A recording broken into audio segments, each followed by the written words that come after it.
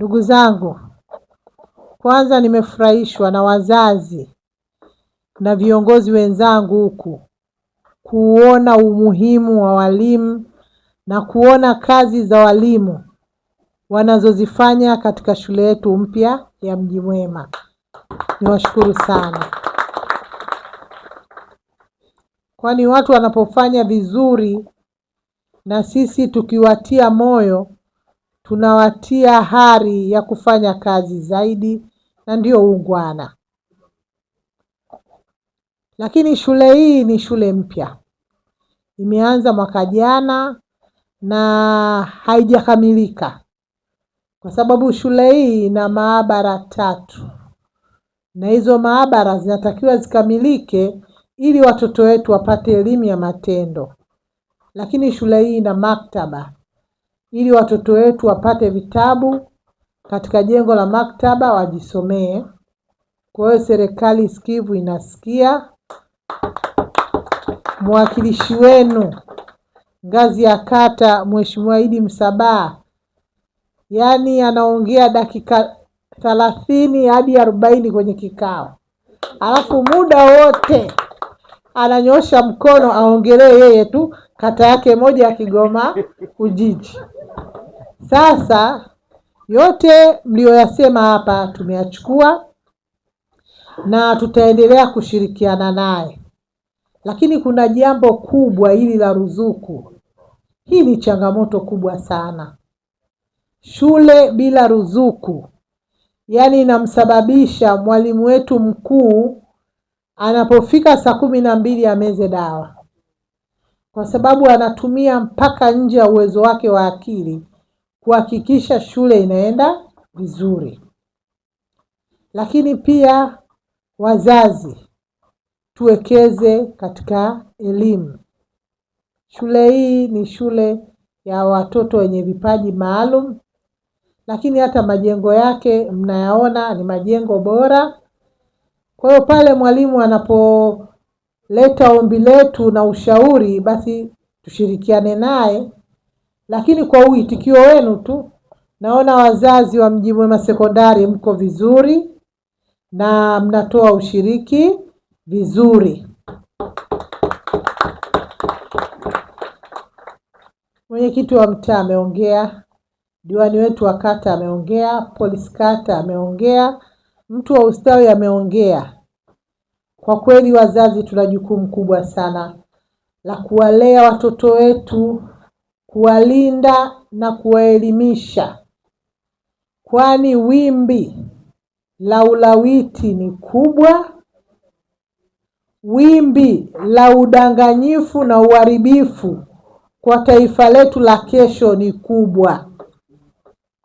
Kwa hiyo kila mzazi asimame imara katika ulezi wa mtoto wake, kwani mzazi ni mlezi na ni mchunga kwa mwanae. Lakini pia kwa muda wa shule, naamini walimu mpaka mmewapongeza watakuwa wanaangalia wanafunzi wetu vizuri. Pia wenye viti wetu wa mitaa na watendaji wetu, hayo ni majukumu yao ili kuisaidia nchi. Polisi kata pia ni jukumu lako ili kuisaidia nchi ipate kizazi salama.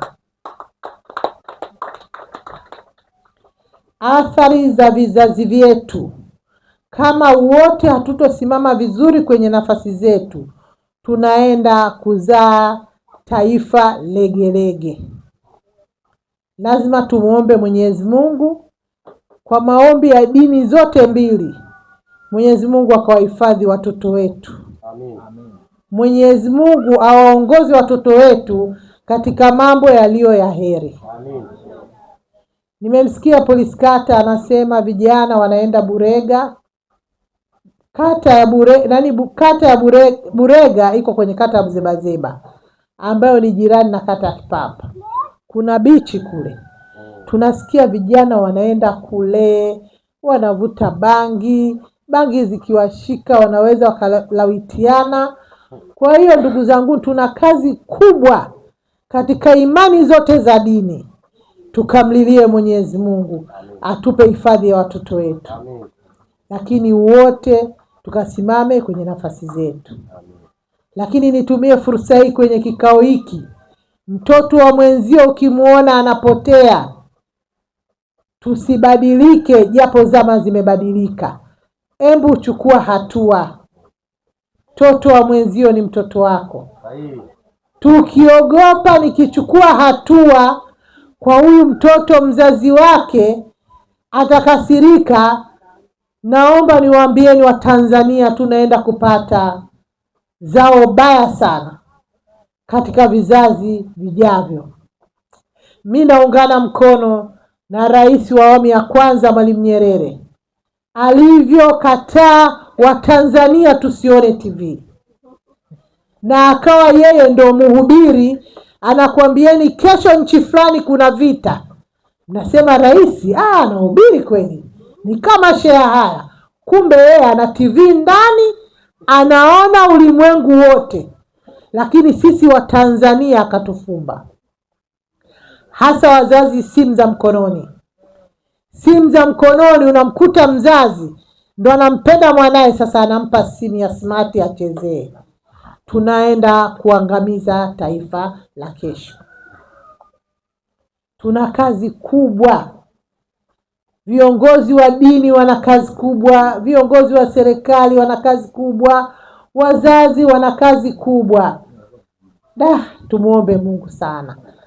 Vijana, mmesikia mawaidha, mahubiri, usia, muupokee na muufanyie kazi. Hasa kwa mabinti zetu. Anaweza akatokea baba mtu mzima huku Mji Mwema kulivyo, akapaki gari yake pale, anakwambieni njooni mpande niwapelekeni majumbani kwenu. Vijana wa kike, jua limeshakuwa kali, mnapanda pale, anaenda anawapelekeni bichi huko, mnakula chips kuku. Basi mkishazoea hivyo ni hatari. Tunawaomba tuchumie juani. Tukikua na kupata ajira, tutakula kivulini. Na hata ambao hawajapata ajira, yani mtoto akishakuwa tu anayo njia ya kutafuta maisha. Lakini tukakazanie elimu. Elimu ndio nguzo muhimu ya maisha yetu ya baadaye. Wazazi wanajidhiri ili tusome. Serikali inajenga majengo na kuleta walimu ili tusome. Mheshimiwa Diwani anasema shule ina upungufu wa walimu. Tunashika shilingi tuongezee walimu. Walimu hawa ni kwa ajili ya kuja kutupatia elimu bora. Mwalimu mkuu, mimi nimefurahishwa sana na historia yako. Marehemu Ali Hassan Mwinyi alisema tutengeneze hadithi nzuri inayosimlika. Leo mimi nimetoka na hadithi nzuri katika sekondari ya Mji Mwema. Naomba nikupongeze wewe, niwapongeze na walimu wote. Nyuma walimu walichukulia elimu kama ni wito. Hapana, elimu ni ajira, ni kazi ya kumsaidia Daktari Samia Suluhu Hassan kwa kijiti alichokipokea, naye akawapokeze wenzie vijana wa Kitanzania walioelimika, walio bora na wenye malezi ya Kitanzania. Watanzania sio watu wa ovyo ovyo. Watanzania sio watu dhaifu. Ndio maana nchi yetu inakataa kukubali mikataba ya ushoga, inakataa matilioni ya fedha, kwa sababu Watanzania ni watu wacha Mungu, ni watu wenye hofu ya Mungu. Tunapenda kuona na kizazi chetu kinarithi hofu ya Mungu, utamaduni ulio mwema wa Kitanzania. Lakini tumie tena fursa hii kumpongeza mkurugenzi wa Veva Company